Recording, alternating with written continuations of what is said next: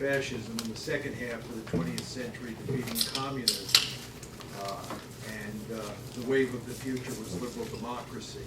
It was, to quote Frank, the final form of human government.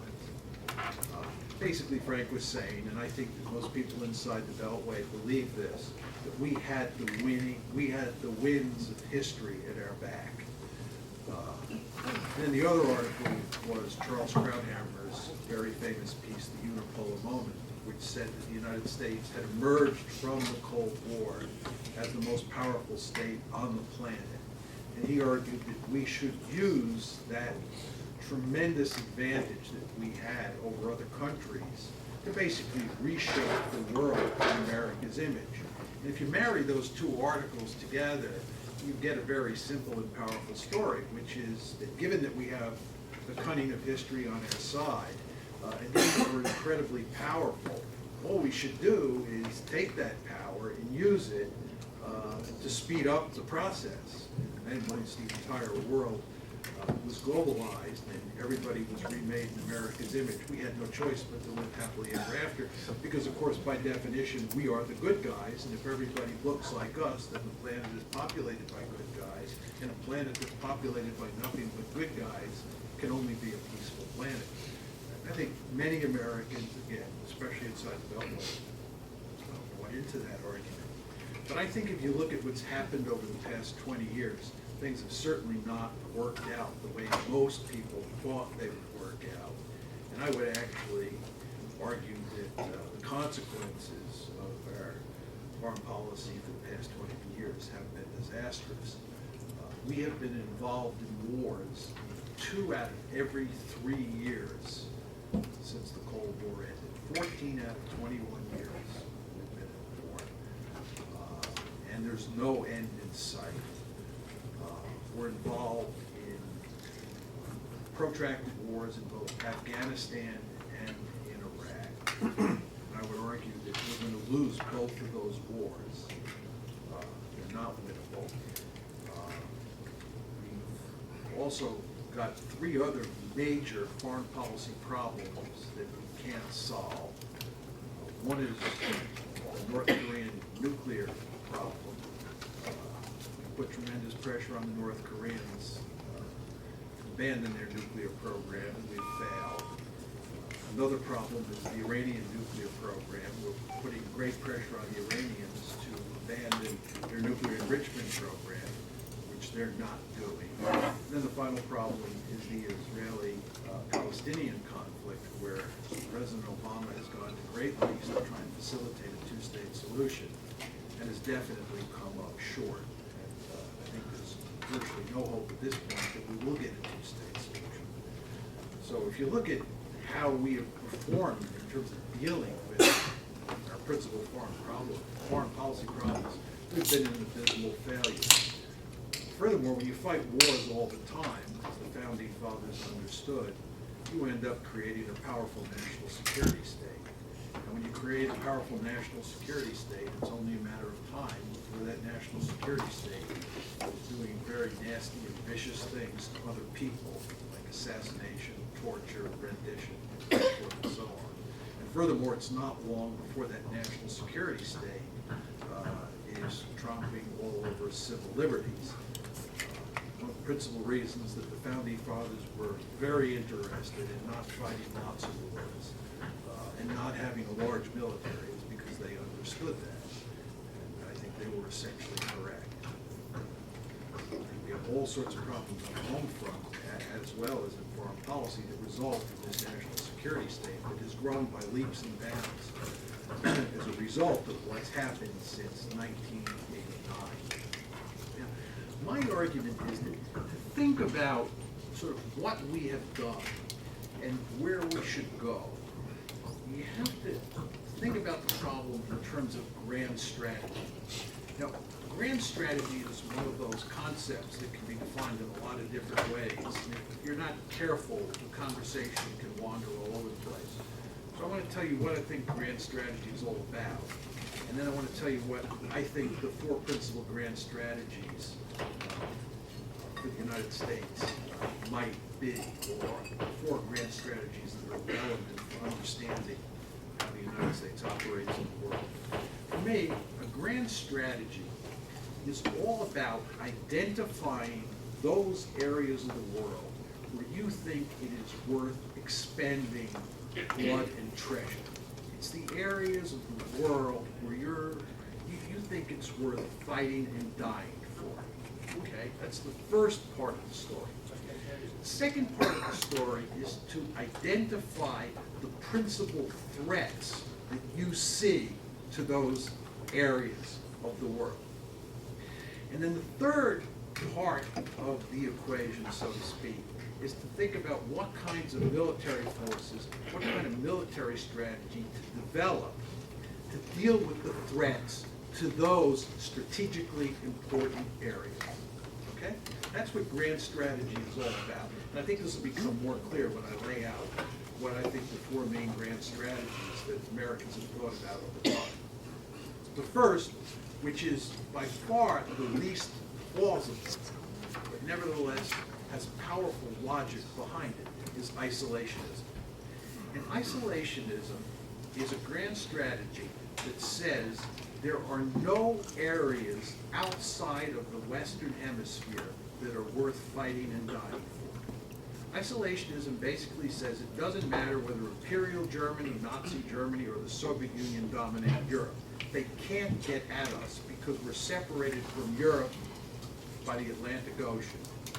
And if you happen to have a hegemon in Asia, be it Japan in the 1930s or 40s, or China at some point in the distant future, it doesn't matter for the security of the United States because they can't get at us because of the Pacific Ocean. So isolationists were interested in having lots of political and economic interactions with areas all over the globe, but they just did not think we should develop military forces to fight outside of the Western Hemisphere. The next grand strategy, which I identify with, is offshore balancing. And offshore balancers believe that there are three areas of the world worth fighting and dying for: Europe, Northeast Asia, and the Persian Gulf. Offshore balancers believe that the only time you should fight and die in those three regions is when there is a potential hegemon that the local great powers cannot contain.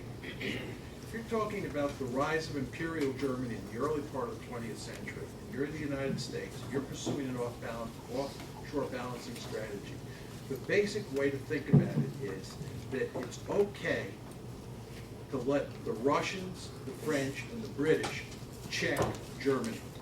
And the only time you come in is when they cannot by themselves contain Germany. This, of course, is why we had to contain the Soviet Union ourselves. There were no great powers in Europe at the end of World War II that could contain the Red Army. So we had to do the heavy lifting. But otherwise, the United States stays offshore. So there's one, isolationism; two, offshore balancing; three is selective engagement. Selective engagement says, like offshore balancing, there are three areas of the world that matter: Europe, Northeast Asia, and the Persian Gulf. But selective engagers believe that the United States has a vested interest in maintaining peace in those three areas. And therefore, the United States should keep forces on shore in those three areas to keep the peace. A selective engager would look at Europe today and say, we should keep troops there to keep the peace. The United States is, to use Joseph Joffe's term, the American pacifier in Europe, and you want to keep the pacifier there. An offshore balancer would say, take the pacifier out and only go back in if there's a potential hegemon that can't be checked. So that's the difference between selective engagement and offshore balancing. Then finally, there is what I call global domination. And global domination, which of course has been the principal grand strategy since 1989, says that the United States has interests all around the globe. And in particular, the United States should go to great lengths to make sure it remains the most powerful state on the planet and uses its power to spread democracy. Because spreading democracy is absolutely essential for creating peace and facilitating the interests of the United States. Now, very importantly, I argue there are two types of global dominators. The first type are what I call liberal imperialists. these are mainly associated with the Democratic Party. And these are folks who believe that military force can oftentimes get you, using military force can oftentimes get you into a lot of trouble. And therefore, you want to use military force carefully. And you want to rely very heavily on institutions and allies to help you run the world. You especially want to rely on the Europeans, you especially want to rely on NATO. I think the paradigmatic liberal imperialist is Madeleine Albright, and her views are captured in her famous or infamous, depending on your view, comment that the United States is the indispensable nation. We can see further into the future because we stand taller. An imperialist worldview at its core. Something very special about the United States. We're chosen people. We just know what's good for other people. And of course, we have a right and a responsibility to run around the world telling people what their domestic politics should look like and how they should live their lives, because of course we know better. Right? So those are the liberal imperialists, largely associated with the Democratic Party. And then the other group of global dominators are the neoconservatives. And the neoconservatives, like the liberal imperialists, have the same goal in mind, but they favor different means. The neoconservatives basically believe that military force has tremendous utility and that you can use this big stick that we have to whip people into shape. The neoconservatives, of course, do not like institutions. They do not like the United Nations. They do not like NATO very much. If they have to rely on allies, okay, but only as a last resort, because allies get in the way. And it's no accident that Madeleine Albright, who again was a paradigmatic liberal imperialist, was constantly talking about multilateralism, whereas the neoconservatives, of course, emphasized unilateralism. And they did emphasize unilateralism in large part because they privileged military force. And if you privilege military force in your worldview, given how powerful the United States is, it's no accident that you think you can run the world at the end of a rifle barrel. So those are the four grand strategies that the United States can choose among. And I think that what happened after the Cold War ended is that President Clinton and his lieutenants basically adopted a strategy of global dominance or global hegemony, if you want to call it that was of the liberal imperialist sort. And the end result of that, of course, is that the Clinton administration did not get us into much trouble in the 1990s, because any time they saw potential trouble, they basically cut and ran Somalia, or they didn't go in with ground forces. Kosovo, 1999. They were quite cautious. But nevertheless, when George Bush ran as president in the United States, for the United States in the year 2000, most of you, I'm sure, remember this, he ran on the grounds that the Clinton administration's agenda was too ambitious. The grand strategy was too ambitious. And basically what George Bush was calling for, if you go back and look at what he had to say, and of course the canonical piece here is Condi Rice's very famous piece in Foreign Affairs in the January-February 2000 issue. She was saying there, and he was saying as a candidate, that what the United States should do is pursue selective engagement. They didn't want to do any nation building. They were not interested in spreading democracy, certainly at the end of a rifle barrel, and they talked about reinvigorating their traditional alliances. This is basically selective engagement. And it looked, when President Bush took office in January 2001, that we were going to sort of dial back our ambitions in foreign policy. But then, as we all know, we had September 11th, and the Bush administration made a radical shift in foreign policy. And basically, the neoconservative variant of global dominance took over. Now, what's very important about what happened after September 11th is that even though the neoconservatives were the principal driving force behind the Bush doctrine, huge numbers of liberal imperialists bandwagon with the neoconservatives.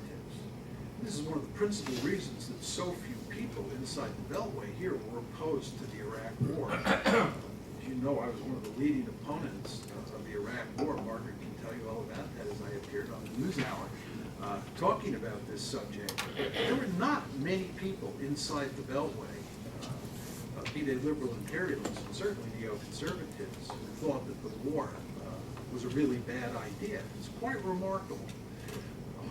I'll talk a bit more about this in a second, but I believe that the principal reason for this is what appeared to be a stunning victory in Afghanistan by the end of 2011. The people thought that we had found the magic formula for using military force to win quick and decisive victories. And once the liberal imperialists thought that was the case, then they were much less reticent to use military force. The neoconservatives, of course, needed no convincing because they were deeply convinced from the beginning that the big stick could buy you almost anything. But anyway, so after September 11th, we adopted the much more hard-line version of global dominance. And the end result is that we've gotten ourselves into one heck of a lot of trouble. And Barack Obama now has been saddled with the job of trying to get us out of the messes that we created both in Afghanistan and in Iraq. And of course he's trying to solve the North Korean problem, the Iranian problem, and the Israeli-Palestinian problem. In my view is he's going to fail on all 5 counts. And it's not because he's incompetent, it's just because we've dug ourselves into 5 big holes. And there's really no solution to any of them. But anyway, all this raises the core question: what went wrong?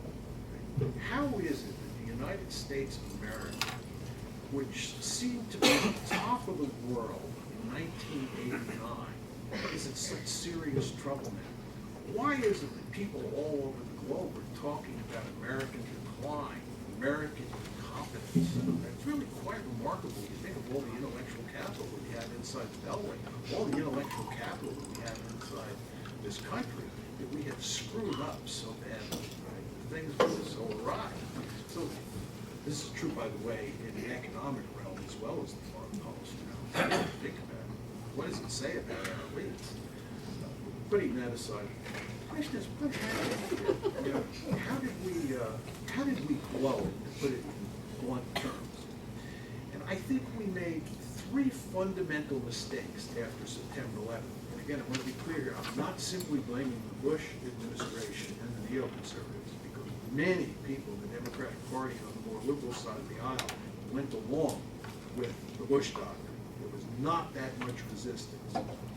But anyway, there were 3 big problems with our approach to dealing with the world after September 11th. First problem is we misread the terrorism problem badly. First of all, we just overestimated the threat greatly. Norman Podhoretz and others have compared the war on terror with World War II. They refer to it as World War IV. This is an absurd argument. I know an enormous amount about World War II. I teach about it, I've written about it, and I plan to write more about it. Probably about 50 million people, most of them civilians, were killed in World War II. Nazi Germany and Imperial Japan were really formidable adversaries and absolutely horrible countries. I want to underline that word, absolutely horrible countries, right? With one heck of a lot of military power. I mean, they did enormous damage to the world. I mean, Al-Qaeda is a threat. I'm not saying there's no threat out there. I'm not saying that we should not take terrorism seriously as a problem. But the idea that this was the equivalent of World War II is not a serious argument. And if you sort of look at what's happened in terms of attacks on the United States since 9/11, which admittedly was a disastrous day, still, since September 11th, the 2 principal threats to the United States were the shoe bomber and the underwear bomber. There's been no hit on the United States. This is despite constant warnings. Furthermore, we came up with this crazy idea that all terrorist groups are linked at the hip with so-called rogue states. I apologize, Rob, for using the term rogue state, but everybody knows what I mean. Some people made the argument that rogue states and terrorists are linked at the hip, and therefore, if we're going to deal with the terrorism problem, we have to topple regimes in Iraq, we have to topple regimes in Iran, we have to topple regimes in Syria. In fact, if you look at what happened after September 11th, both Syria and Iran cooperated with us against al-Qaeda. The evidence is overwhelming here. They didn't like al-Qaeda. They were willing to work with us. The idea that we had to topple those regimes because they were joined at the hip with Osama bin Laden was ludicrous. Same thing was true with Saddam, for that matter. So that was one problem. But the second problem, and even more important problem, because it feeds into the Bush doctrine, is that we misread the issue of why they hate us. You know, there are two sort of possible answers to why they hate us. One is that they hate who we are, they hate our values, they hate democracy, and so forth and so on. The alternative argument is that they hate our policies. Well, not surprisingly, neither President Bush nor most Americans were going to say they hate our policies, because if they hate our policies, then we are in good part to blame for what happened on September 11th. So we concluded, certainly the Bush administration concluded after September 11th, that they hate us because of who we are. Okay? Well, if they hate us because of who we are, we're not going to change who we are, we're going to change who they are. And if you think about what the Bush doctrine was all about, the Bush doctrine was all about changing who they are. The Bush doctrine called for doing radical social engineering in the Middle East at the end of a rifle barrel. We were going to create democracy all over the region. Iraq was just the first stop on the railroad line. Of course, it turned out to be the first and last stop, but it was not intended to be the last stop, okay? So we get into this situation where, because we think they hate us because of who we are and not because of our policies, we don't rethink our policies, and instead we go charging off trying to do massive social engineering. And we go that way. So problem number one was we just misread the terrorist threat. Problem number two is we, as a country, had remarkably little appreciation of the limits of what you could do with military force.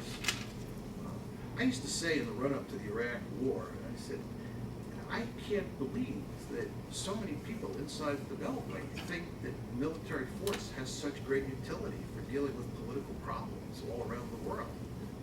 Anybody who went to West Point and spent any time in the American military knew that that is a very blunt instrument that has real limits, especially when it comes to social engineering. Okay, we're good at breaking things and killing people, which is what militaries are all about. But boy, the idea that this is sort of an unbeatable weapon that just can do all sorts of magic, wow. But really the problem, the taproot of the problem, is that we misread Afghanistan. To be perfectly frank, I misread it too. It looked like by the end of 2001 that we had won a great victory in Afghanistan. We toppled the Taliban very quickly, we installed Karzai in Kabul, and it looked like we were off to the races. It was all a mirage. Right? And the fact is, we did not decisively defeat the Taliban, because when we cornered them, they cut and ran, and they either went to Pakistan or melted into the countryside. Furthermore, it turned out that Karzai was not only incompetent, it was deeply corrupt, which tells you that it was only a matter of time before the Taliban came back from the dead. And when they did come back from the dead, the Karzai government was incapable of dealing with them because the Karzai government was corrupt and incompetent, which meant that Uncle Sam would have to do the heavy lifting. But Uncle Sam would have to do the heavy lifting in support of a corrupt and incompetent government, which had little legitimacy, which meant that our enterprise would have little legitimacy. And furthermore, in terms of actually fighting the war, if we did corner the Taliban, they would melt away again, which meant it would be very difficult to inflict a decisive defeat. So So Afghanistan, unwinnable. But then we went into Iraq, and for a while, a brief period of time, that looked like a magic victory. But then, of course, we went from being liberators to being occupiers, much as was eventually going to happen in Afghanistan. We got involved in counterinsurgency. Almost all of us in this room are old enough to remember the Vietnam War and the Soviet experience in Afghanistan, the Israeli experience in southern Lebanon. You start occupying foreign territory, you invariably get insurgencies and big, big trouble. And the point is, even if you come up with a clever counterinsurgency doctrine, and you can win a counterinsurgency war, it's not easy to do, but even if you can do it, you can't implement the Bush doctrine, because you can't float like a butterfly and sting like a bee. To make the Bush doctrine work, you have to float like a butterfly and sting like a bee. You have to knock off Afghanistan, move on to Iraq, move on to Syria, move on to Iran. Right? If you get bogged down, you can't float like a butterfly and sting like a bee. And that, of course, is what happened. But there was no way to avoid that. Once you invaded these countries, you ended up occupying. And there we are, 10 years now in Afghanistan. So that's the problem. So number one, we misread the terrorism problem. Number two, we greatly underestimated the difficulty of using military force in the developing world. Third problem, and I'm not going to talk long about this at all, the third problem is that we thought it would be easy to spread democracy in the Middle East.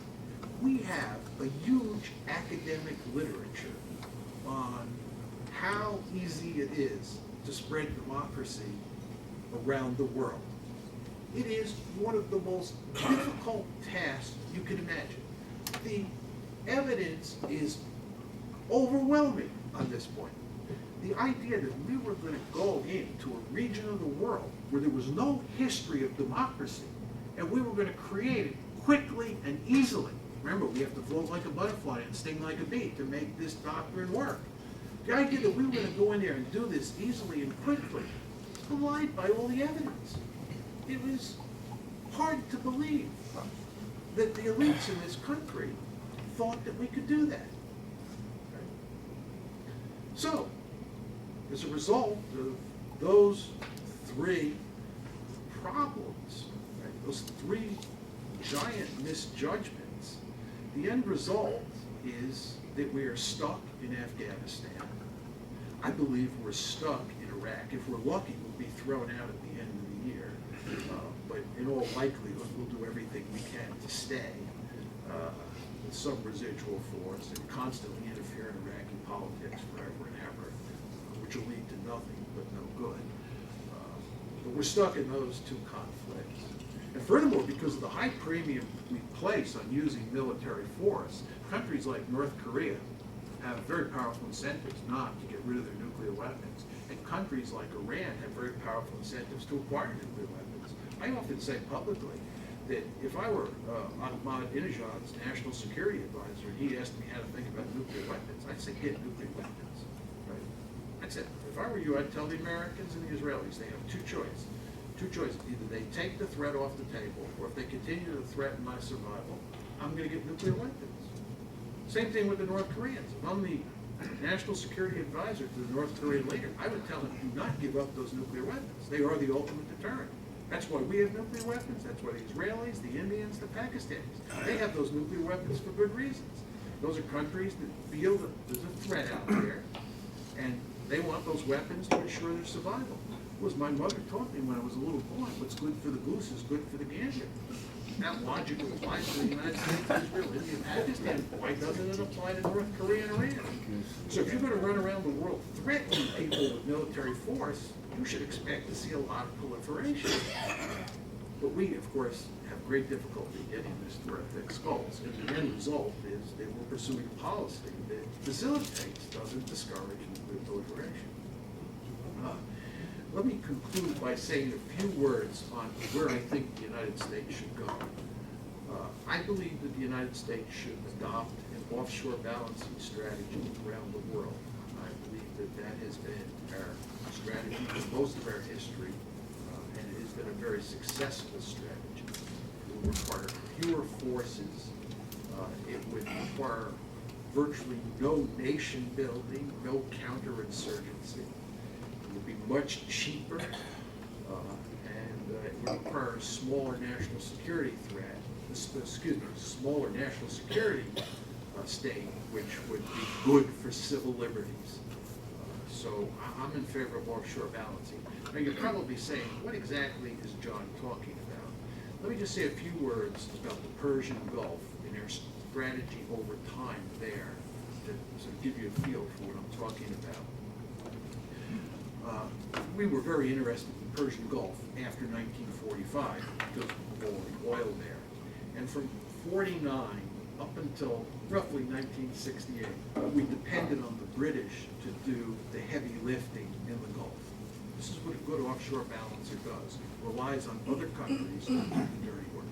Right? So we relied on the British from 45 to 68 to do a heavy lifting in the Gulf. After 1968, when the British pulled out, we turned to the Shah. And the Shah was our principal ally from 68 to 79, as you all remember. Right? Then in 1979, when the Shah fell, and we not only worried about an aggressive Iran trying to dominate the region, but we also worried, as you all remember, in the wake of the Soviet invasion of Afghanistan, that the Soviets would come over the Zagros Mountains and go down to Khuzestan and take the oil in Iran. So how did the United States react? It built the Rapid Deployment Force, which was an over-the-horizon capability. We did not station large numbers of troops in the Middle East. We kept them over the horizon. And the first time we brought them in was in 1982 in Lebanon. You remember the Israelis invaded Lebanon in 1982. Things went south, and President Reagan put the Marines in Beirut.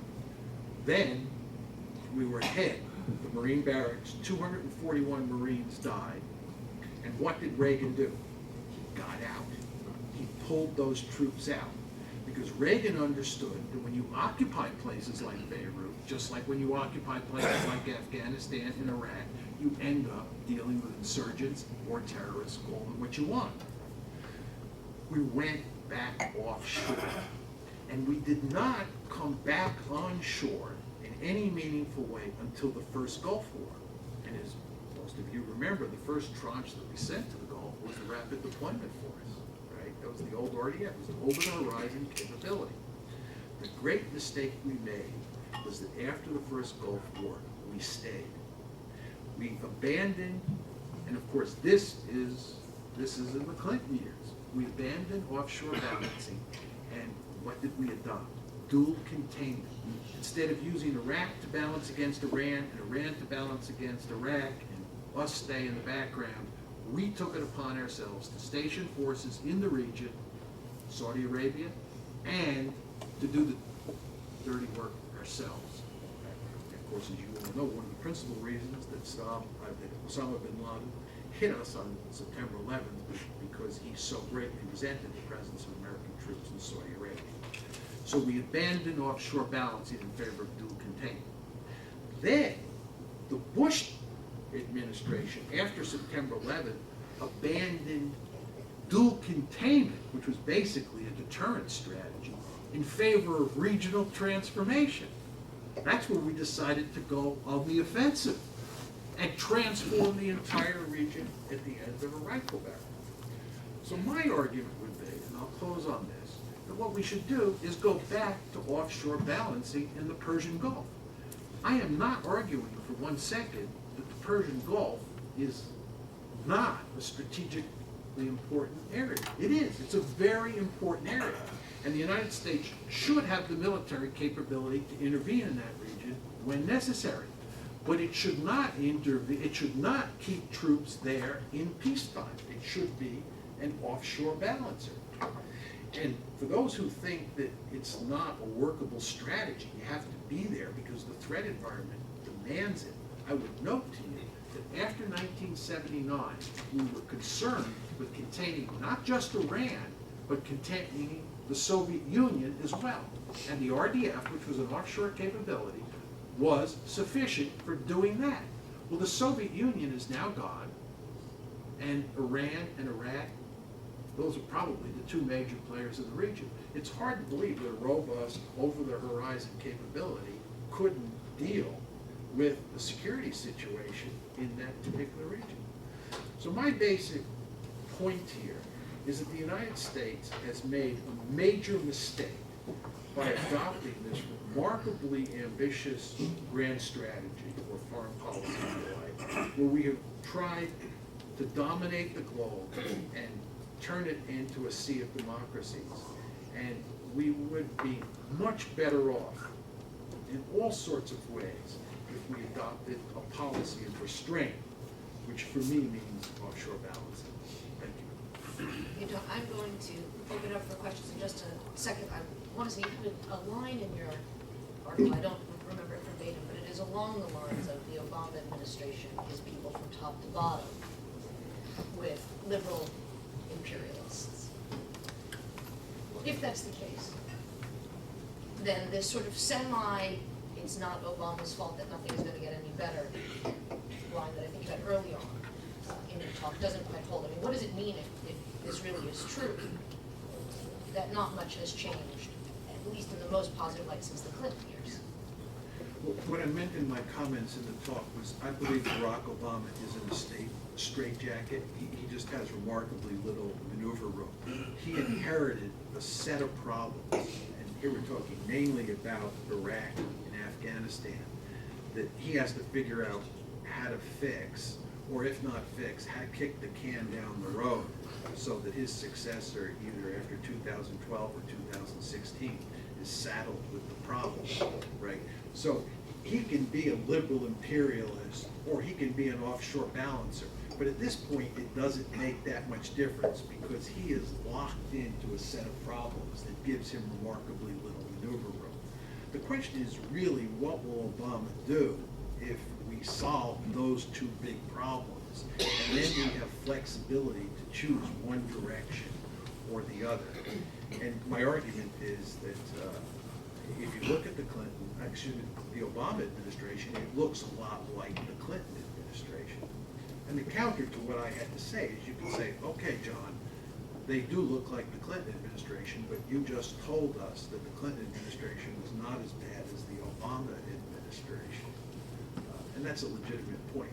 My response to that is that the Clinton administration did a poor job of managing foreign policy and almost got us into a handful of messes. And we'd just be much better off pulling back. John, first, thank you for writing such a terrific article and giving it to the national interest. In particular, thank you for being so brave and so prepared to speak your mind. I have a simple question with two sides. Okay. How serious is the problem we're facing? First, one side. You talked about the threat to our civil liberties. Outside of huge inconvenience, we're suffering at the airports. And perhaps some injustice to Muslim detainees, most of them suspected of a real terrorist connection. What is that is happening in the United States in the area of civil liberties that would give you a serious concern? Second, in terms of offshore balancing, the way you defined it, it also could be called selective leadership. Would you agree or disagree that with a greater degree of pragmatism, actually world politics would welcome continuing leadership role for the United States if we pursue it more selectively and pragmatically? I'm not too sure what you mean by the second question about selective leadership. Well, what I do mean is that we had an argument which you have mentioned about the end of history. That clearly was not the case. But it seems to me that we are retaining that history. And when we see an emerging superpower like China, when you see many areas of instability, you will see many global players, despite all their questions about the United States, that they still want, to paraphrase Madeleine Albright, they see the United States as an indispensable nation as long as we're a little more careful, modest, pragmatic. Yeah. Well, just on the last point, I think it's quite clear that the Europeans would like us to stay in Europe and provide defense for them. But my view on that particular issue is that the United States should get out of Europe, because I think it's ridiculous that we're paying to defend Europeans when Europeans are perfectly capable of defending themselves. It bothers me greatly when I go to Europe and I see all the fantastic infrastructure that they have and all the money that they have available to spend on various welfare programs and economic programs that we don't have available, because we're spending huge amounts of money to defend them. They're fully capable of defending themselves. I don't wish the Europeans ill, and I'm not making the argument that it would be good if we pulled out and war broke out in Europe. But I don't think the United States should be in the business of protecting people like that. But there's no question they would like us there.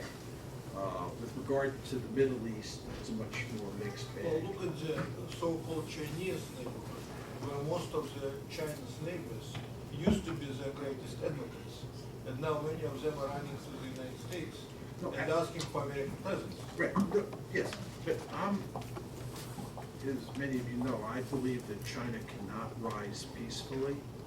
I believe that if China turns itself into a giant Hong Kong, it will translate much of its economic might into military might, and it will try to dominate Asia the way we dominate the Western Hemisphere. I believe they will imitate us for good strategic reasons.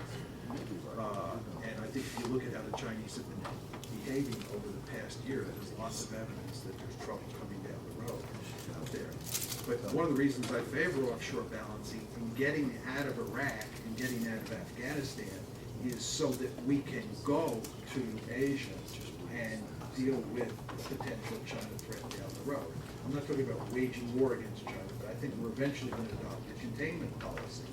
And I am very interested in reassuring our allies in Asia that we're up for dealing with the Chinese. Because I told the Chinese when I was there the last time, listen, the best thing that ever happened to you, to the Chinese, was the Iraq war and the Afghanistan war. And I said, I think you ought to adopt what I call the Dominique de Villepin strategy. Remember, Dominique de Villepin opposed our intervention in Iraq. But then after we intervened, being a very wise man, knowing to make sure that the United States didn't pull out and intervene somewhere else, he told us that we had to stay there until we finished the job. That meant we would stay there forever. I told the Chinese, what you want to tell the Americans is that you're counting on them in both Afghanistan and in Iraq to get the job done. We're all concerned about international terrorism. But, you're on the front line, and we need you to win in those two places. And I said to the Chinese, that way the Americans will stay there forever, grinding their military into the ground, ruining their economy, causing all sorts of problems in the domestic political arena, and you'll be free to run loose in Asia. And in fact, if there are any problems in Asia, like North Korea or Taiwan, the Americans will basically have to come to you and ask for help, because they'll be so busily pinned down in both of those places. What did the Chinese say? Oh, the Chinese understand. The Chinese are good realists, of course. Right? That they understand. Right? But lots of the people that I talk to understand that the United States has basically shot itself in the foot. This whole question of why there's no balancing against the United States. Here's this remarkably powerful country. Why aren't other countries balancing against it? And the answer to the question is that there's no need to balance against the United States, because it has this penchant for jumping into quagmires and, greatly limiting what it can do around the world and it's self-inflicted wounds. But what about civil liberties? And can I take two questions because we have so many? Well, Yeah. but I think that this is a key point John made during his presentation and his article. Is there a real threat to civil liberties? I think there's mainly a potential threat at this point in time, but there is certainly evidence of threats to civil liberty. I don't like the Patriot Act, number one. I think in terms of civil-military relations, we've gotten to a point where the military has much too much power vis-a-vis the civilians. I think David Petraeus against Barack Obama is not a fair fight, and it's not Barack Obama who's in the driver's seat there.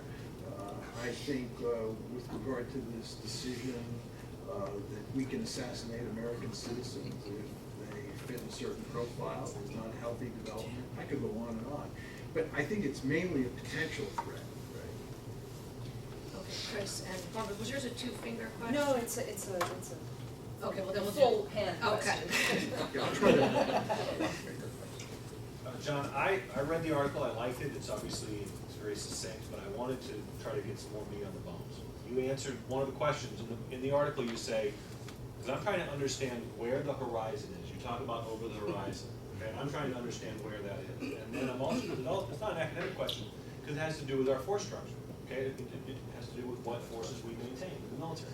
You say it should maintain a substantially lower profile outside of Northeast Asia, Europe, and the Gulf. You just answered the question with respect to Europe, you think there shouldn't be any troops on the ground in Europe. How about in Asia and the Gulf? And the reason, again, the horizon is a, let's say, vague concept, because we dropped bombs on Iraq from Missouri. Okay, B-2 launched from Missouri, dropped bombs on Iraq, and recovered to Missouri. So, is the horizon Okinawa? Is the horizon Guam? Is the horizon Honolulu? This is a very tough question to answer quickly, Okay. because you're asking me what I think American force structure should look like around the world. And for me to do that in 2 or 3 minutes is almost impossible. I'd take all the forces out of Europe, right, and I'd build a rapid deployment force that could go back into the Persian Gulf that was similar in structure to the rapid deployment force that existed in the Cold War. I'd station lots of troops back in the United States. I'd build lots of lift to get them out there. I would not be against putting some forces in places like Diego Garcia, having some forces in a crisis on ship and so forth and so on. But it would not be, we did it once before, it would not be difficult to do that. So Europe and the Gulf are easy. With regard to Asia, I'm in favor of keeping everything we have in Asia there, and we're going to augment what we have in Asia over time.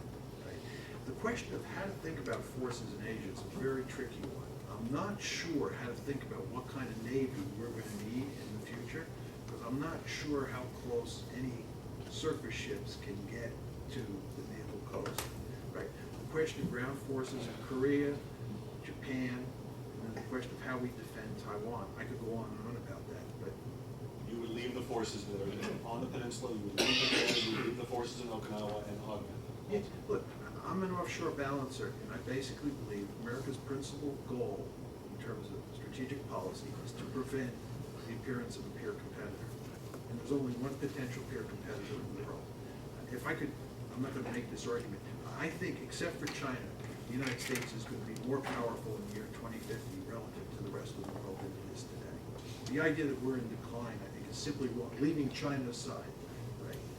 This is what happened when I was young. Vietnam War was going on. People thought because we lost in Vietnam, that meant American decline. No, right? I think if we lose in Iraq and Afghanistan, it has zero effect on the balance of power. Right? China is the key.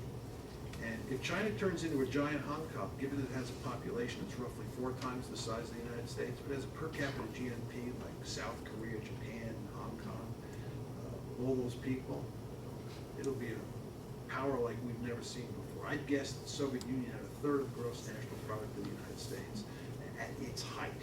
And you know how much trouble we have with the Soviet Union?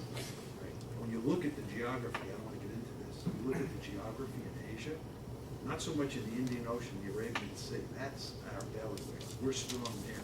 When you start looking at the Western Pacific, I think they have most of the cards. But anyway. Now, Margaret, if I overheard, I think you need to leave early, so if we could take care of yours and Barbara's question. And then I'll Okay. I'm just thinking the definition of horizon, communists used to say it's an imaginary line that as you get closer to it gets farther and farther away, so over the horizon. I like that. Specifically on Iraq, Iran. The United States got rid of Saddam Hussein. Saddam's Iraq was the balancer for Iran. Now that is gone. how do you deal with a resurgent Iran, especially as you look at the developments, Hezbollah now basically taking over the government in Lebanon, the situation in Iraq with a Shia government and so on? How do you balance Iran unless the United States has some sort of aggressive presence? And if the U.S. withdraws over the horizon, what does that do for the little Gulf states that are already terrified of Iran? Well, what do you think, let's just say you took the Americans away, or you left the Americans there, and Iran had nuclear weapons, right, sort of a worst case scenario. What do you think Iran is going to do? I mean, what in your mind do we have to contend with Iran? See, I don't see Iran as a particularly expansionist country in the sense that it's going to go on a rampage and conquer smaller states. Right? The Iraqis started the Iraq-Iran war. It's been a long, long time since Iran started a war. Right? If you talk about the small Gulf states in Saudi Arabia, we're going to put our security umbrella over those countries and make it perfectly clear to the Iranians that if they go into either one of those countries, we will contest them, as we should. And if they threaten them with nuclear weapons, we will step in. And nuclear weapons have remarkably little offensive capability when you're dealing with an opponent that also has nuclear weapons, and that's us.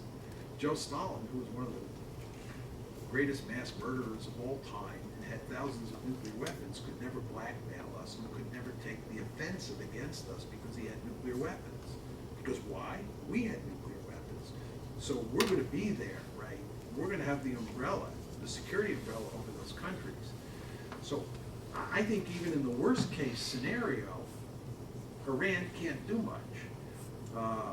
Iran going into Iraq, it's a potential problem, but we'll have the security umbrella over Iraq for a while, and then eventually Iraq will, become a functioning state and be capable of deterring the Iranians themselves. Hezbollah, completely different story.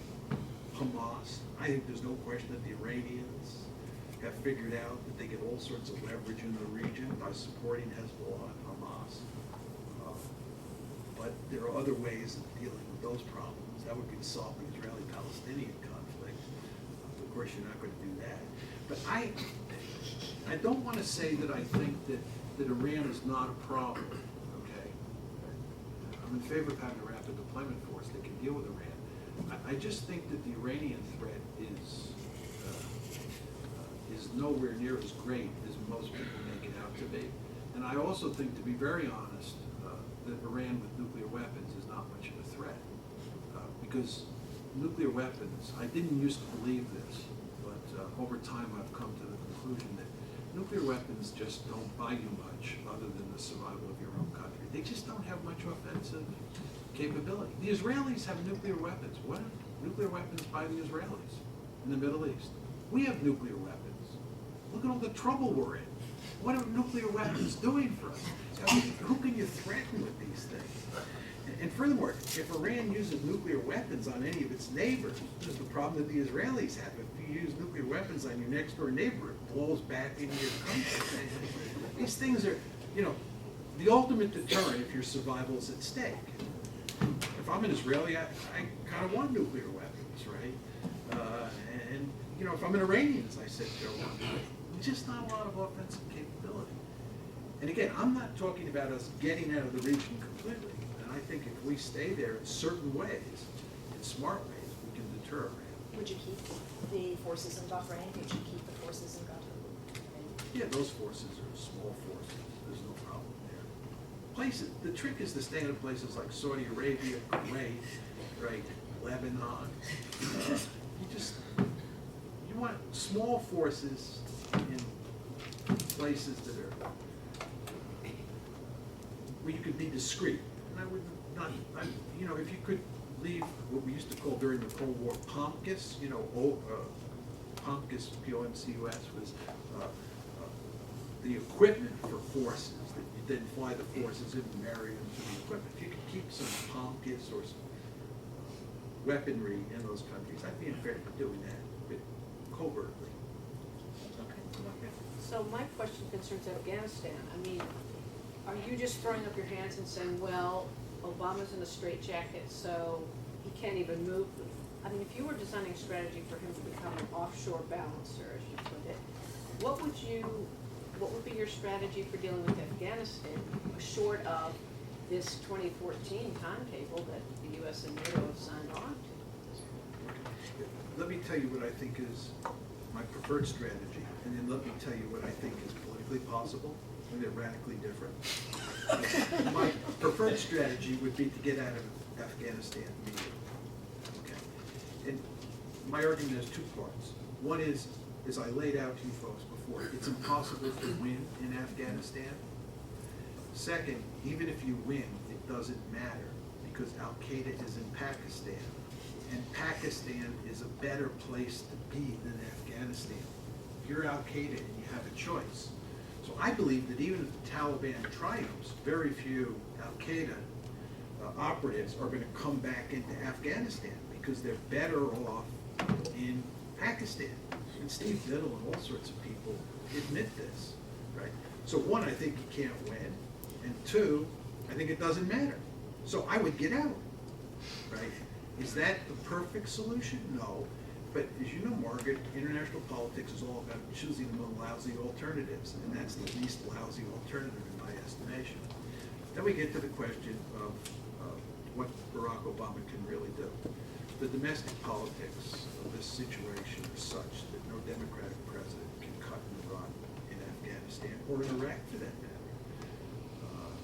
As a result of the Vietnam War and how it ended, and then the candidacy of George McGovern, what that meant for how the country thinks about Democrats and Republicans and how they deal with national security.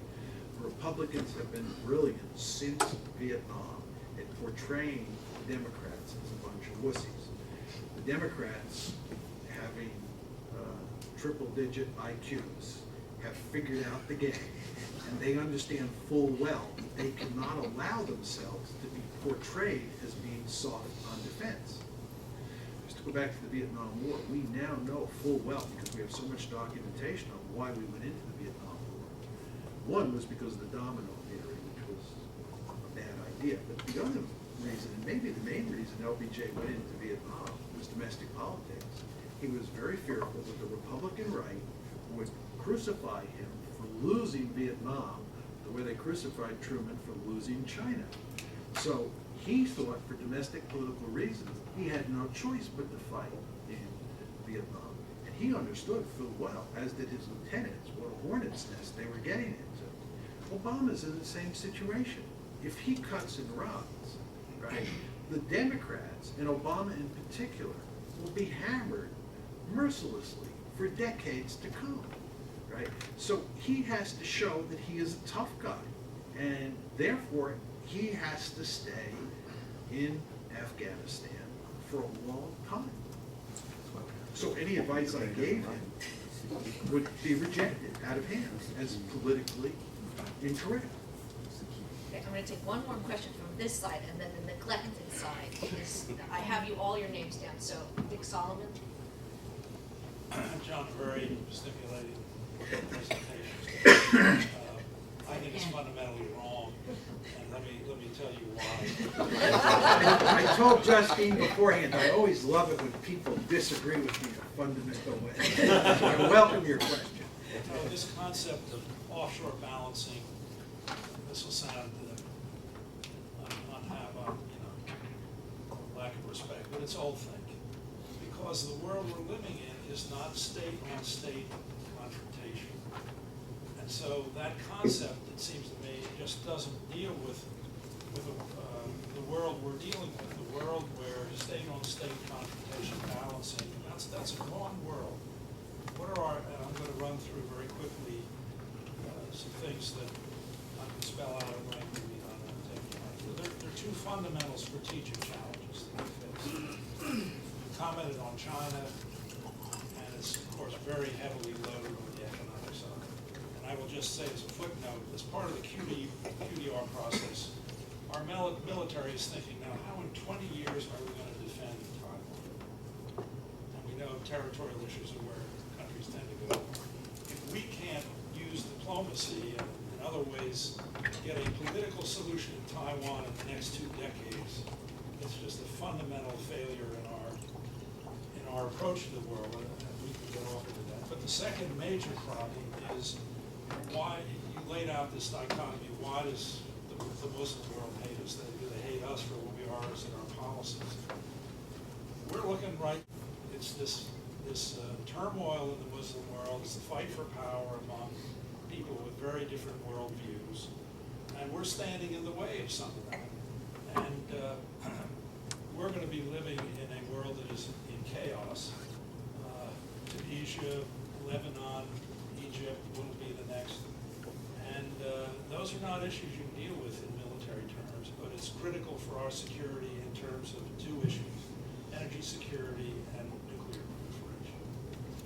And the reason, again, just to comment on your observation about nuclear weapons. Yeah, nuclear weapons aren't a big problem in terms of Iran, I think, attacking on, with nukes. What they do is they protect the state while it engages in the subversion, the political subversion that is, I think, the cutting edge of their activities, whether it's Hezbollah or Hamas. So where I end up with is a very disturbing conclusion for me, and I'm obviously jumping over a lot of analysis. I don't think we're living in a manageable world. I think we're seeing a series of issues that we cannot organize ourselves and the rest of the world, coalitions, or use our national capabilities to deal with effectively. And again, just simply put, the mechanisms for controlling nuclear proliferation are basically broken down. We can't build a coalition that's really effective. We can't deal with the North Korea and Iran unless we were to use military force, which we're not going to do. So that's just one unmanageable problem that does have fundamental security challenges. And the other, just to go to it, is the effects of climate change. Haiti and what we had to deal with, tsunami, earthquake in Pakistan. We're going to be dealing with a world in which climate change we really can't cope with. It's going to produce effects that are highly destabilizing, and I don't see foreign policy terms a way of dealing with it. So if you end up saying the world, except for bits and pieces, isn't manageable, you're left with, hey, we don't have a grand strategy, which is very needed. And then what does that mean? It means that our ability to maintain both domestic support and international coalitions, whether it was in World War II or the Cold War, what is the rationale for mobilizing public opinion, building coalitions, and mobilizing resources if you conclude that the challenges that we're looking at really aren't manageable? A lot of points, and I can't deal with all of them, mainly because I can't remember all of them. But I will do my best. First of all, when I hear the words managing the world, it makes me very nervous, right? I don't like the idea of managing the world, right? I think that America has a certain set of interests, and we should go to great lengths to protect those interests. And at the same time, we should try to help other people out when it's appropriate. I'm not interested in just sort of writing off the rest of the world. I was in favor of going into Rwanda, for example, in 1994. I could point to another example where we use military force, those sorts of situations. But the idea of managing the world is what's got us in trouble. I thought I said managing problems. Okay, but the second point that I would make to you with regard to economic problems, climate change, catastrophes like you see in places like Haiti, right? Those are not issues that lend themselves to using military force. And what I tried to do was say that the trouble that we're in today has to do with our employment of military force or the threats that we make with our military. So I defined grand strategy in a rather narrow way. And if I had more time and could have described what I mean by foreign policy would have been a bigger phenomenon. I'm not against using economic and political or diplomatic tools to deal with lots of problems that we face. But I'm not willing to use military force outside of that narrow set of problems that I've identified. Okay? So I don't think there's that much difference between you and me on that issue. Just on the whole business of states versus non-state actors, I actually do disagree with you there. I believe that nationalism is the most powerful ideology in the world. I believe it's much more powerful than democracy. I believe one of the reasons we got ourselves into trouble, starting in the early 1990s, is that Americans do not have a good appreciation of the power of nationalism and instead tend to think that democracy is this overwhelmingly powerful ideology. But anyway, nationalism is all about states, right? The concept nation-state, that's what nationalism is all about. And the state system is in excellent shape, and there's no danger of the state system going away anytime soon. States remain the principal actors in international politics, right? I mean, just look at the Israeli-Palestinian conflict, right? The Palestinians are trying to get a state of their own. The Chechens want a state of their own, right? This is the nation state, nationalism. So states are here to stay.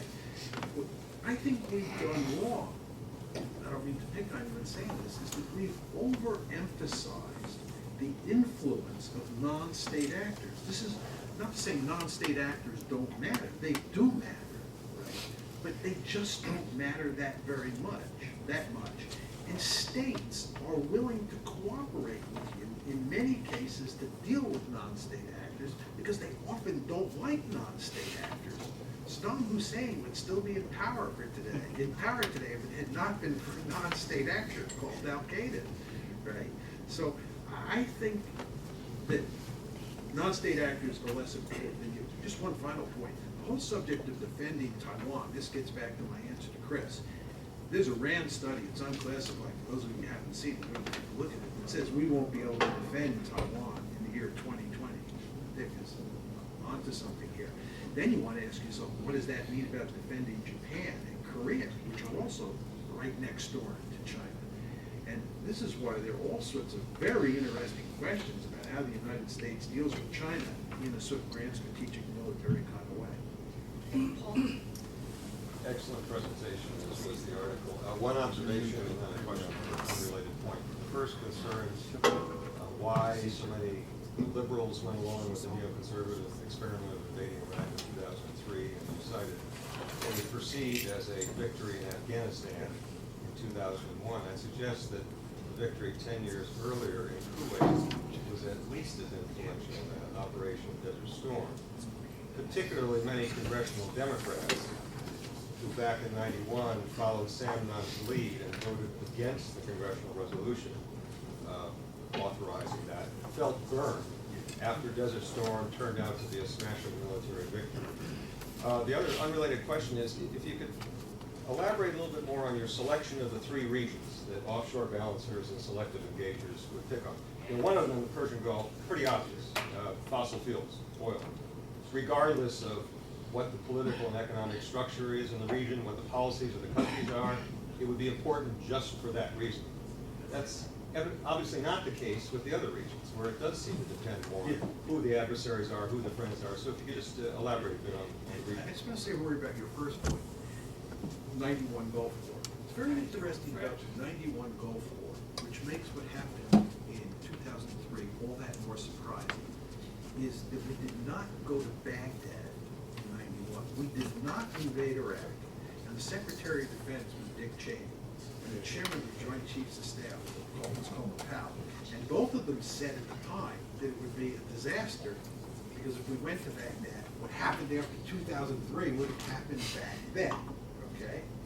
So when 2003 comes, the Republicans who didn't go to Baghdad in 1991 are in the vanguard of leading the charge in 2003. And it's really hard to understand what Powell and Cheney were thinking in 2003, given how they thought in 91.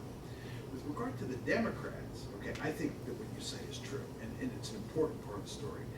But at the same time, don't forget that even though we won this stunning victory in 91, throughout the 1990s, the Democrats were remarkably reluctant to use military force. So it's not a case that 1991 freed the Democrats up to think that we had this military stick that we could use to get these great victories. My argument is that it was the Afghanistan war. Your argument, which I think is correct, it's another argument, and one might even argue your part of the story is more important than mine. But your part of the story is sort of a domestic politics argument. Sam Nunn might have been president of the United States had he not opposed the war in '91. So after 2003, right, it wasn't that they thought, the Democrats, or most Democrats, thought we had the magic formula. As John said, it's as Paul said, that they were afraid, right? And that's interesting, and you really have to investigate that to see whether my argument or your argument carries more weight. With regard to the three areas of the world that matter, the Gulf, you took on the table. Europe and Asia, why do they matter? Because there's huge amounts of wealth in those two areas, and huge amounts of wealth means that's where other great powers are. The principal threat to the United States is always going to be another great power, right? And from John's point of view, the great powers that you really worry about are regional hegemons. Why do you worry about regional hegemons? Regional hegemons are free to roam. Most people never think about this, but why do you think the United States is wandering all over the globe, interfering in everybody's business? It's because we are the dominant force in the Western Hemisphere, and we have no security threats here. So we don't have to worry about the balance of power in the Western Hemisphere, and we're free to roam, right? If Nazi Germany or Imperial Germany or the Soviet Union dominates Europe, or Imperial Japan or China dominate Asia the way we dominate the Western Hemisphere, that means the power gap between that regional hegemon, either here or there, and the rest of its competitors is so great that it doesn't have to worry about its competitors or its neighbors. And it's free to roam, then it's free to roam in our backyard. But for those of you who are interested, you should look at the Plan Dog Memorandum. It was written before World War II. It heavily influenced Roosevelt's thinking about how we should think about Nazi Germany. And the great fear in the American national security establishment, talking mainly about the military here, about a German victory in Europe in the early 1940s was the fear that Germany would then be free to interfere in the Western Hemisphere. Because as you know, many of the countries in the Western Hemisphere don't like us. And if they got into some sort of spat with us, they may invite the Germans in. And this is something that just drove us crazy, right? Nicholas Spickman, by the way, very famous political scientist who taught at Yale, has written a famous book that deals with this whole subject. So in other words, what you want in both Europe and in Asia is you want a balance of power. You want Germany to have to worry about France, Germany to worry about Russia, and Germany to worry about England, or Britain, so that it's not free to roam. And you, the United States, want to be the one country that is free to roam. So that's why we worry about those two areas of the world. By the way, the isolationist argument was we don't have to worry because there's these two giant moats, and we can prevent them from coming into the Western Hemisphere. Okay, Patrick, and then we'll go to you. Under the offshore balancing policy, could you strike quick deals with Iran, North Korea? Okay, security guarantees, not going to top you. Can you envision striking deals? Actually, It's a great question, and I don't know what the answer is.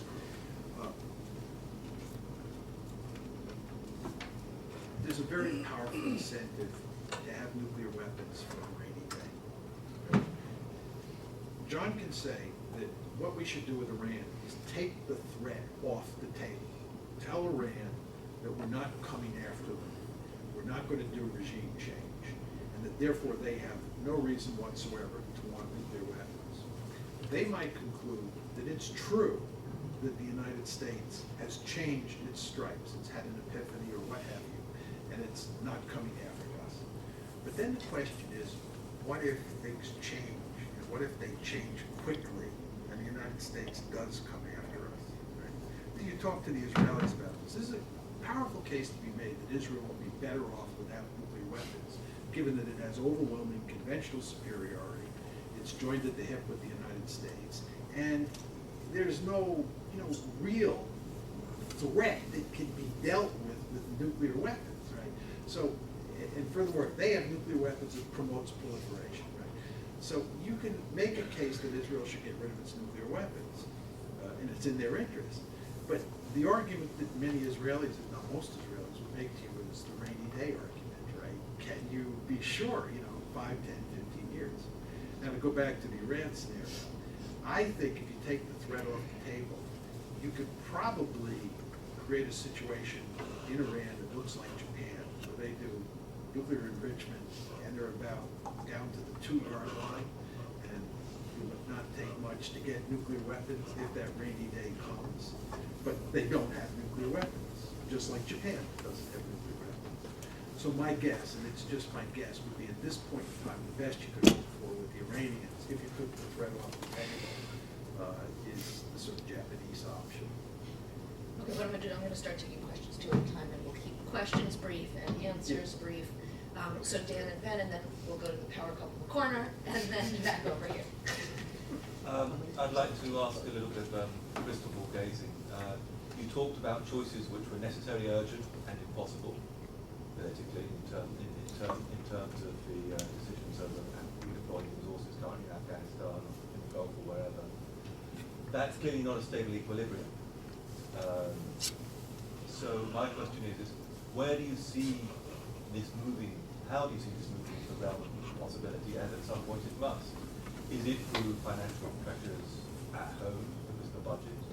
Is it because of clear and traumatic policy failures in these 5 areas, clear and traumatic policy areas in the failures in these 5 areas you talked about? How does what you're talking about become relevant? Yeah. Okay, well, let's, Oh, I'm sorry, you wanna take some notes? no, it's okay. You said that we're free to roam, and that's why we roam. We do things, we pursue global domination because we can. Doesn't that indicate that the grand strategy of trying to secure global domination is a result of our safety, of our security? And not only that, but haven't we been pursuing that strategy since, I don't know, something around 1950, constrained only by the Soviet Union, but always pursuing dominance in part because we were so safe at home and secure? I agree with the first part of what you said. It's the fact that we're so secure that allows us to run all around the globe doing all sorts of things. I think the Cold War was fundamentally different than the post-Cold War period, and it's because of the Soviet Union.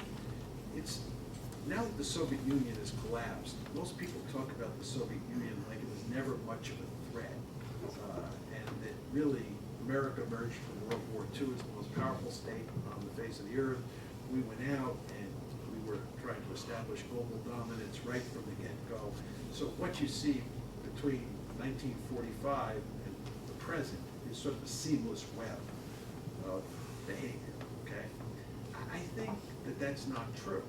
I think when World War II ended and throughout the Cold War, including the Reagan years, we viewed the Soviet Union as a major league threat. And we competed with the Soviet Union all over the globe. But one could say we were attempting to gain dominance. I think we were attempting to contain the Soviet Union, and in some cases we were attempting to roll back the Soviet Union. This is what the Reagan doctrine was all about. Remember Nicaragua, remember Angola, remember Afghanistan. So we were quite offensive on occasion in our dealings with the Soviets, but I personally do not believe it was a pursuit of global dominance. I believe it was mainly a containment and rollback strategy to deal with the Soviet Union that we worry greatly about. Okay? What happens in 1989 is that the Cold War ends, and then shortly thereafter the Soviet Union collapses. Now, the United States is facing no great power threats in the world. This gets back to the whole question Paul asked me about Europe and Asia. In 1989, China, right, is not looking like a potential competitor. There's no real threat in Asia. There's no real threat in Europe. The question is, why don't we pull in our horns? And of course, we don't pull in our horns. And in fact, we decide that we're going to pursue a remarkably ambitious foreign policy because there is no one out there to check us. And that's the Charles Krauthammer argument. And the Fukuyama argument is that we have the winds of history in our back. Now, one could make the argument that it was easy to do that because we had sort of pushed along those lines during the Cold War, contesting the Soviets all over the globe. So we were primed for interfering here, there, and everywhere. And it was an easy step from containing the Soviet Union to pursuing global dominance. You could make that argument. But the argument I make in the piece, as you know, is that there was a fundamental shift after '89. That was the big change in our strategy. With regard to your question, I don't have a good answer to sort of how this all ends. One part of the story that is important that you don't raise is the health of the American military, especially the health of the American Army. I've actually been quite amazed that the American Army has been able to sustain these two wars for so long. And I understand that we don't have a draft, and that matters. And I understand that we've moved from an individual replacement system to a unit replacement system, which makes it much easier to sustain these sorts of wars. But you would just think at some point that the American military, if it doesn't break, might be on the verge of breaking. Certainly the American Army in 1972 was on the verge of breaking because of the Vietnam War. So that's a possibility, but it doesn't look like that's going to happen. With regard to the economy, I think that a good case can be made that the economy is going to force us, it's going to be a major factor forcing us to scale back our ambitions. I ran into somebody who's quite conservative and well plugged in here in Washington, who said that he thought that we were going to pull the forces out of Europe, if not all, but most of them. That Congress was just not willing to pay that bill anymore. I'm not saying that's true, but it is certainly easy to understand that. I mean, given the budget deficits we have, we're going to have to make really big cuts somewhere. And I'm a baby boomer. I know the baby boomers very well. They first started being born in 1946. That means they're getting close to 70, and when they start retiring in large numbers, they're going to put tremendous demands on the welfare system in this country. And I think most boomers, given a choice between fighting in Afghanistan and Iraq or getting their retirement or their health insurance or their medical care, and they're out from the latter. I mean, I may be wrong on that, but I do think that there are real limits to what we can do here militarily for economic reasons. But as you know, probably better than I do, there's not been a lot of evidence of that up to this point. Robert Gates kind of talks like we can continue to even increase the defense budget in real terms, although even he's beginning to turn it around now. But I think, when you look at the state of the military, you look at the economic considerations, and also just public opinion, what really makes one scratch his or her head on this whole subject, this is all about civil-military relations. We have this military that's almost completely isolated from the civilian world. I think it's a very unhealthy situation. We have these army bases that are mainly in the South. People tend to live in a bubble and tend to view themselves as different in many important ways from most Americans. And most Americans pay hardly any attention to the military, know remarkably little about the American military. One of the great advantages of the draft was that, lots of average Joes who otherwise would not have gone in the military went in the military and got exposed to all sorts of people from all over the country. We now have this sort of mercenary-like force almost. It's isolated in very important ways from the body populace. I think that's not a good situation at all. Again, it gets back to my point about the national security state and civil liberties. I worry very much about the consequences of having a national security state on civil liberties. The militaries are fundamentally anti-democratic institutions. They just are, right? It's not a bad thing. It's just, I went to West Point. I spent 1 year as an enlisted man, 4 years at West Point, 5 years in the Air Force. I know this beast very well, and in many ways I love it. But it is important to understand that militaries are fundamentally anti-democratic institutions. When you have a powerful national security state, it has all sorts of consequences. gonna take this, okay. I usually am good at stopping it too, but I have never had so many questions for a speaker, it's not a surprise. So we're gonna take, if I can take Chuck and Jessica together, and you'll answer these, and then everyone can be free. Disowning one another. You've already kind of passed on what my reason over here asking in the beginning, but it's a crucial question. I like this. I just want to talk about it a bit more. I like your whole idea of social balancing. I like the idea of standing outside the arena and holding the coat of the guy that does the writing. I got to think about what if he decides he doesn't want to fight, or he doesn't do it very well. Then I have to figure out what I'm going to do about that. Correct. And that means I have to decide what kind of forces I have, height and size. And I know you correct this. Think about it a little bit more. If I'm going to stay back here and project my power in some way to be effective, what kind of forces are you really thinking about? You got to be thinking to do this if this is your primary strategy. Yeah. And you bring up, let me just add, you bring up very good, how can you afford any of these forces anyway?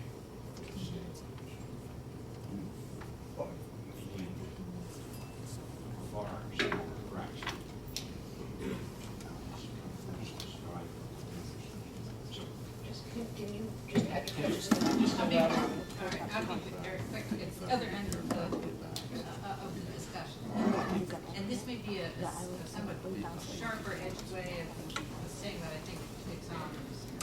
It seems to me that a definition of the strategic choices in four baskets that would be just as appropriate in 1980 or 1950 or 1900 as these four are, has got to be by definition missing, wrong.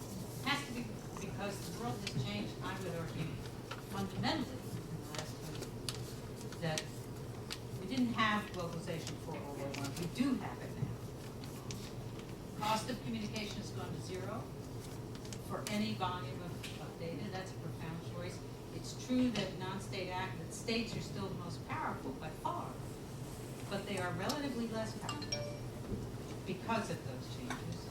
And national borders have become porous in a way that they never were in lots of different dimensions. So it seems to me that there must be a fifth or sixth strategic vision that is not quite so Bismarckian as your four, and that recognizes this enormous change in the locus of economic power.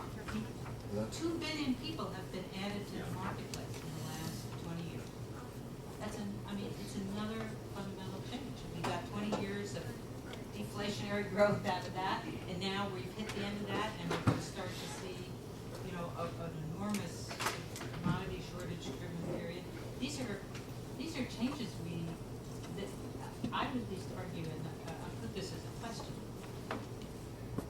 or add a question mark on the end of this, that are that constitute a fundamental kind of transformation. That it isn't a business world. It isn't the 1980 world. It isn't the 1950. You're gonna put John out of business. So answer I both in didn't 2 minutes or less. think Vince did. Yeah, I think that your view was almost persuasive in the 90s, but I think it's hard to make your argument today. And I think if you just look at the United States, we spend probably about as much money on defense as the rest of the world put together. So we are a country that believes that having a huge military really matters.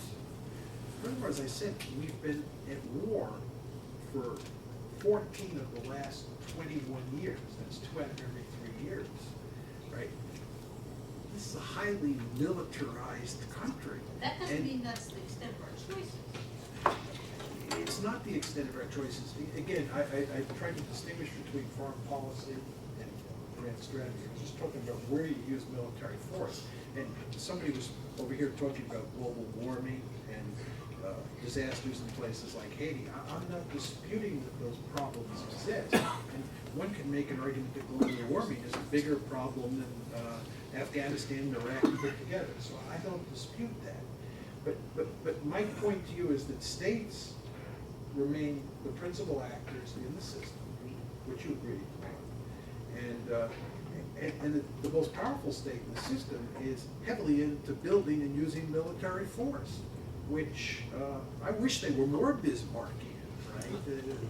This is like Bismarck on steroids. But let me just make one other point. And I can't do justice to your question, which obviously is an excellent question because of time. But if you were to look at the French Revolutionary and Napoleonic Wars, which went from 1792 to 1815, it's 23 years of almost consecutive war, right? And that was a hegemonic war. Napoleon was trying to achieve hegemony. And compared it with the next hegemonic war in Europe, which was almost 100 years later, 1914, World War I. And then, of course, there's World War II in Europe. So Napoleonic France, Imperial Germany, and Nazi Germany. If you were to take a Jessica-like view of how the world had changed between those Napoleonic wars and World War I, you could paint an even starker picture of change. Okay? But the fact of the matter is, you still had World War I, you still had World War II, even though the world was so much different than the Napoleonic world, right? You pointed out that you didn't have as much globalization before World War I as you have today, which I think is correct.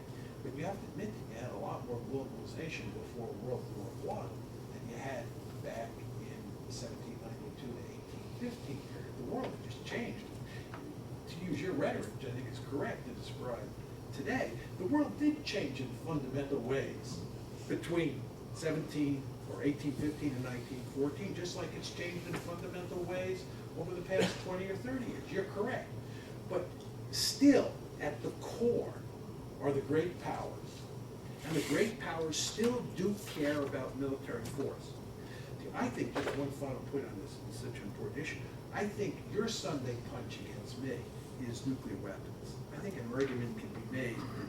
John talks about great power competition and U.S.-China competition as if there were no nuclear weapons out there. And nuclear weapons are, in my opinion, what make my argument hard to swallow, because it's hard to imagine the Chinese and the Americans getting into a shooting war given the presence of nuclear weapons. Back to your question, Chuck. It just would take so long to get into this whole question. I mean, I tried to. Well, would you think about it and write another article? Yes, please, that's I excellent. think it's a terribly important question, and I could go on for an hour, Justine would appreciate that. I run a tight ship here, so thank you, John, very much. You live up to expectations as always.